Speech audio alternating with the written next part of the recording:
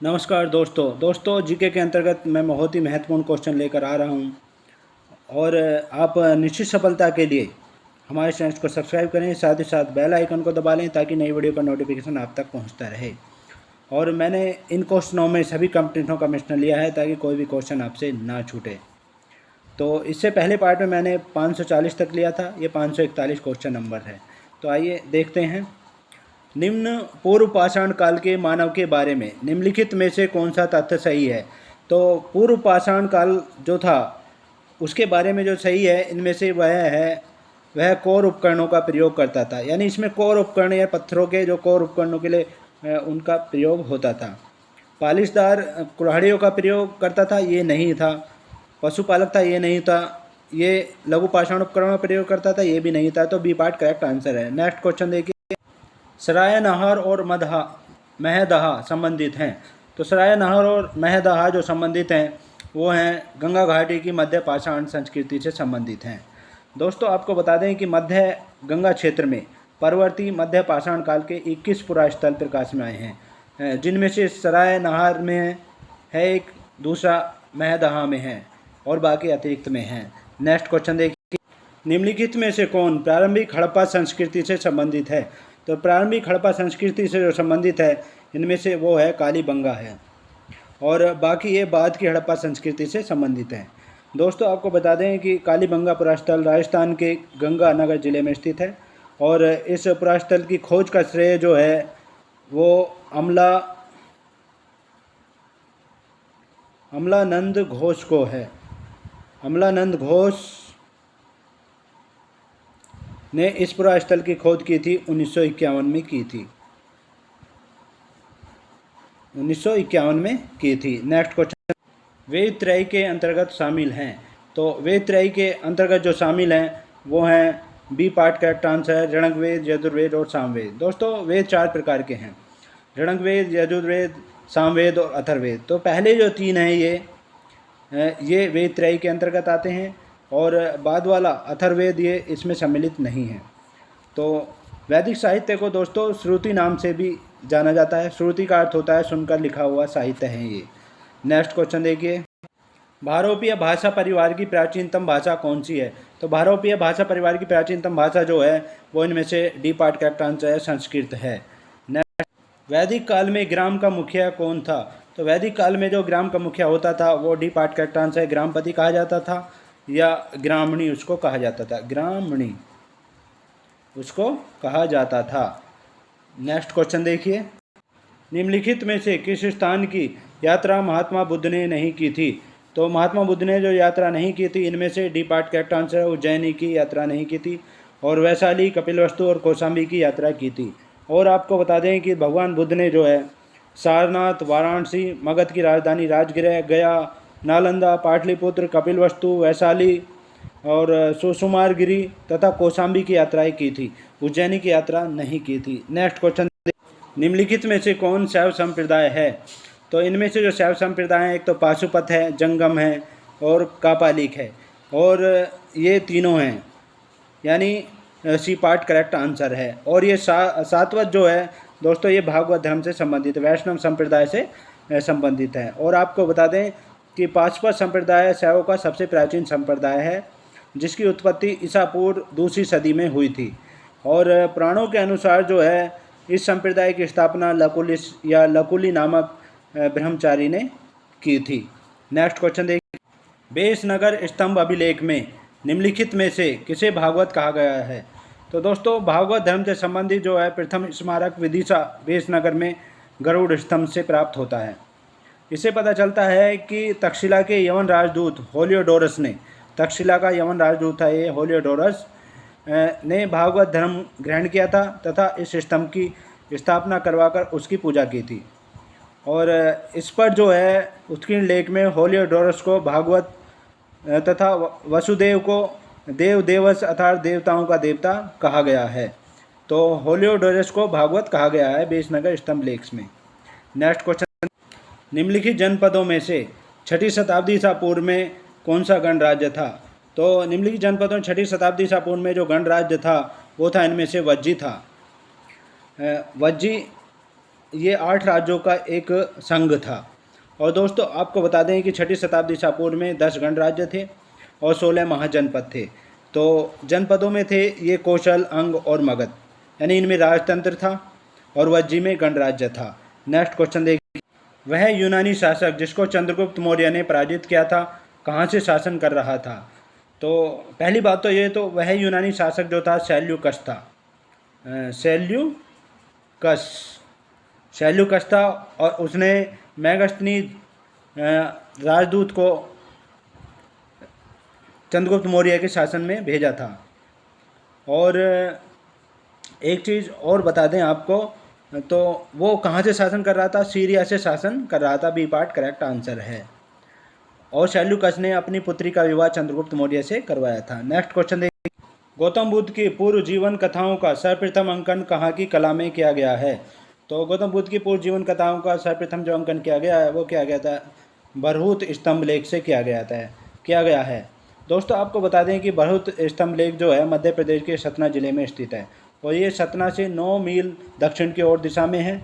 और मौर्य सम्राट अशोक ने एक स्तूप का निर्माण यहाँ पर करवाया था जो ईंटों का बना हुआ था। नेक्स्ट क्वेश्चन देखिए, स्वर्ण सिक्के सर्वप्रथम किसने चलाए? तो सोने के सिक्के जो सर्वप्रथम चलाए थे मेनांडर ने। बी पार्ट करेक्ट आंसर है। नेक्स्ट, भारत में रेशम का प्राचीनतम साक्ष्य किस पुरातत्व स्थल से प्राप्त होता है? तो रेशम का प्राचीनतम साक्ष्य जो पुरातत्व स्थल से प्राप्त होता है वो है नेवासा है। बी पार्ट करेक्ट आंसर है, नेवासा से प्राप्त होता है। नेक्स्ट क्वेश्चन, निम्नलिखित में से कौन प्रभावती गुप्त की माता थी? तो प्रभावती गुप्त की जो माता थी इनमें से दोस्तों पहली बात तो ये कि प्रभावती गुप्त जो थी वो चंद्रगुप्त सेकंड की लड़की थी। और चंद्रगुप्त सेकंड ने जो है गुप्त वंश का जो सम्राट था चंद्रगुप्त द्वितीय, उसने राजकुमारी कुबेर नागा से अपना विवाह किया था। नाग राजकुमारी थी कुबेर नागा, जो उससे अपना विवाह किया था और उसी से एक कन्या हुई थी प्रभावती गुप्त। और प्रभावती गुप्त का विवाह जो है वाकाटक नरेश रुद्रसेन द्वितीय के साथ संपन्न हुआ था। तो इसका करेक्ट आंसर जो है बी पार्ट है, कुबेर नागा थी प्रभावती गुप्त की माता। नेक्स्ट क्वेश्चन देखिए, निम्नलिखित में से किसका विरुद्ध अमोघ वर्ष था? विरुद्ध यानी उपाधि जो थी अमोघ वर्ष था, वो था मुंज परमार का, यानी परमार वंश का शासक था मुंज, उसका था। और इसका शासनकाल जो था 992 से 998 ईसा पूर्व था। 998 ईस्वी तक था, ईसा पूर्व नहीं ईस्वी तक था। तो ये मुंज परमार था। ह्वेनसांग के अनुसार नालंदा विश्वविद्यालय में कितने विद्यार्थी शिक्षा प्राप्त करते थे? तो ह्वेनसांग के अनुसार नालंदा विश्वविद्यालय में विद्यार्थी शिक्षा प्राप्त करते थे वो 10,000 करते थे। बी पार्ट करेक्ट आंसर है। और दोस्तों आपको बता दें कि ह्वेनसांग जो है हर्षवर्धन के शासनकाल में भारत आया था और उसने नालंदा विश्वविद्यालय की यात्रा की थी और वहाँ देखा था कि 10,000 विद्यार्थी वहाँ पर शिक्षा ग्रहण करते थे। नेक्स्ट क्वेश्चन देखिए, निम्नलिखित में से किसने अपने समय के एक अच्छे शिक्षा केंद्र सोमपुर महाविहार की स्थापना की थी? तो स्थापना की थी वो धर्मपाल ने की थी। और दोस्तों धर्मपाल का जो शासनकाल था वो 770 ईसा पूर्व से और 810 ईस्वी तक था, ईसा पूर्व नहीं ईस्वी तक था वो, और बंगाल में इसका शासन था, तो उसी ने इसकी स्थापना की थी। नेक्स्ट क्वेश्चन, कर्पूर मंजरी के लेखक राजशेखर किसके राजगुरु थे?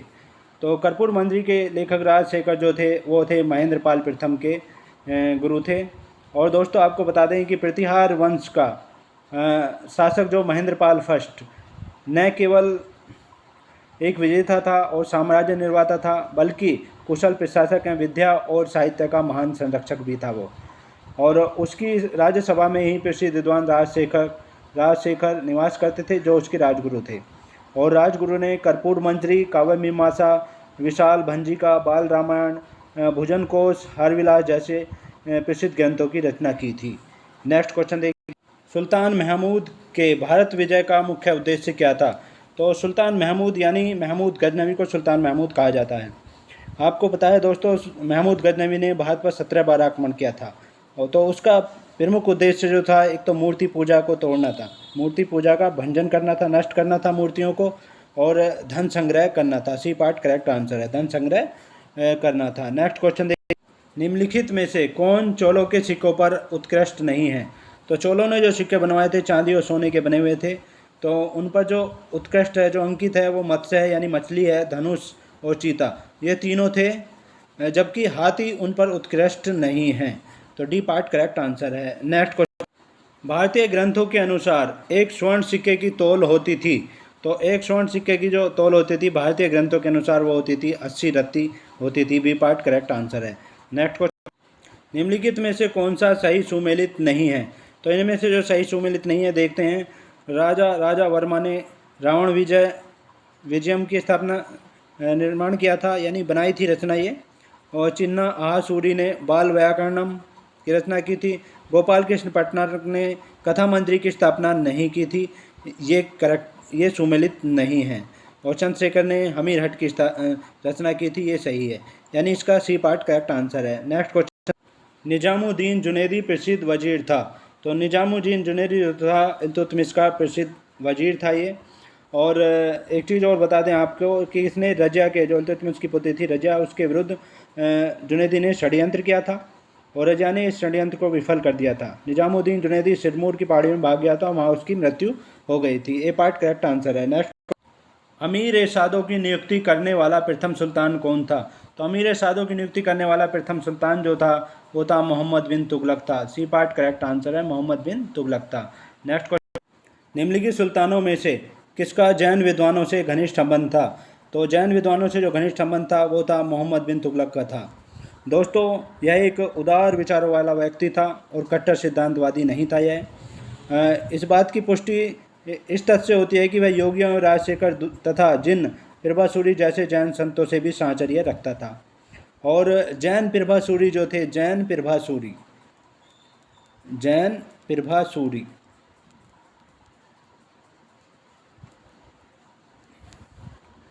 ये 1328 में मोहम्मद तुगलक के राज दरबार में आए थे। तो इसका डी पार्ट करेक्ट आंसर है। निम्नलिखित में से क्या सिकंदर लोदी से संबंधित नहीं है? तो सिकंदर लोदी से संबंधित जो नहीं है वो नहीं है। डी पार्ट करेक्ट आंसर है। बहलोल लोदी के राजस्व सिद्धांत का अनुसरण करना संबंधित नहीं है। और भू राजस्व निर्धारण हेतु भूमि नापना ये संबंधित है। एक अनुवाद विभाग की स्थापना करना ये संबंधित है। अन्न पर से कर समाप्त करना ये संबंधित है। और दोस्तों, आपको बता दें कि लोदी अफगानों का राजत्व सिद्धांत जो था तुर्कों से सर्वथा भिन्न था ये। नेक्स्ट क्वेश्चन, सल्तनत काल के किस सुल्तान ने सर्वप्रथम सिंचाई कार्य का प्रारंभ किया? तो सर्वप्रथम सिंचाई कार्य का जो प्रारंभ किया था वो सुल्तान थे Firoz Tughlaq. D part correct answer है। डी पार्ट करेक्ट आंसर है। और उसने अनेक नहरों का निर्माण करवाया था, जिनमें से राजबह और उलुग खानी नहरें प्रमुख थीं। नेक्स्ट क्वेश्चन, निम्नलिखित में से कौन सा एक अष्टभुजीय मकबरा है यानी अष्टभुजा वाला मकबरा है? तो वो है सिकंदर लोदी का मकबरा है। और इसके अतिरिक्त जो है अष्टभुजे मकबरे हैं वो हैं मुबारक शाह सैयद के और मोहम्मद शाह सैयद के हैं। नेक्स्ट क्वेश्चन देखिए, विजयनगर साम्राज्य की पहली राजधानी हम्पी थी, इसकी दूसरी राजधानी कहाँ थी?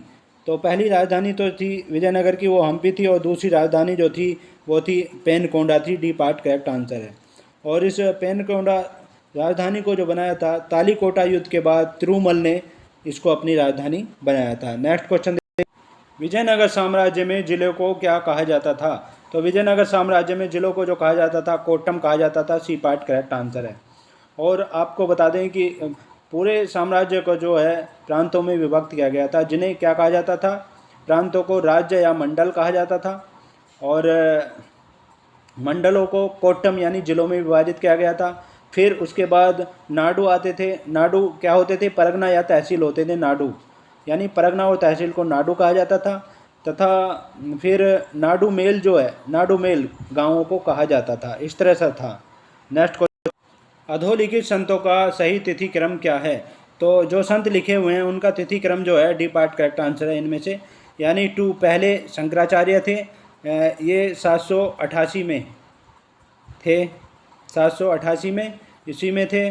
और फिर थे दूसरे नंबर पर रामानुज थे जो थे 1017 में थे, 1017 ईस्वी में थे। और फिर तीसरे नंबर पर है शंकरदेव।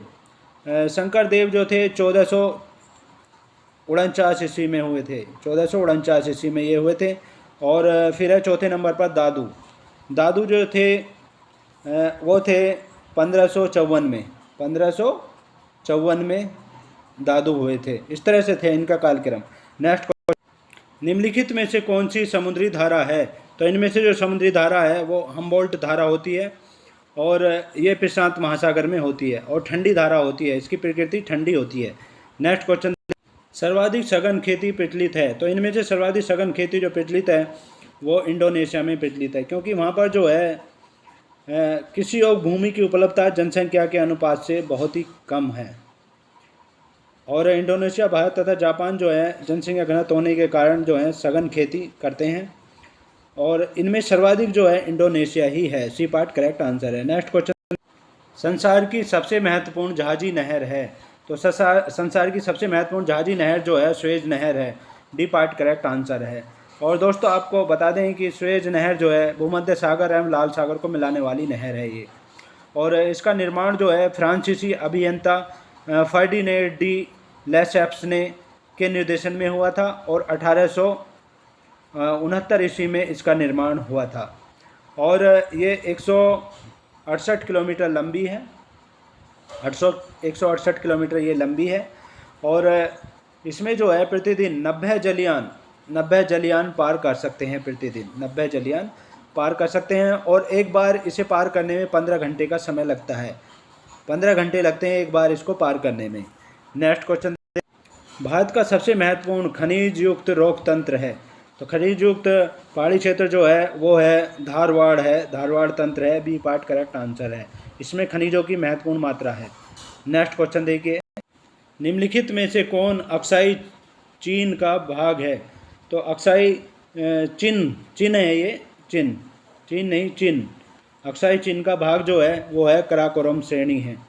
ए पार्ट करेक्ट आंसर है।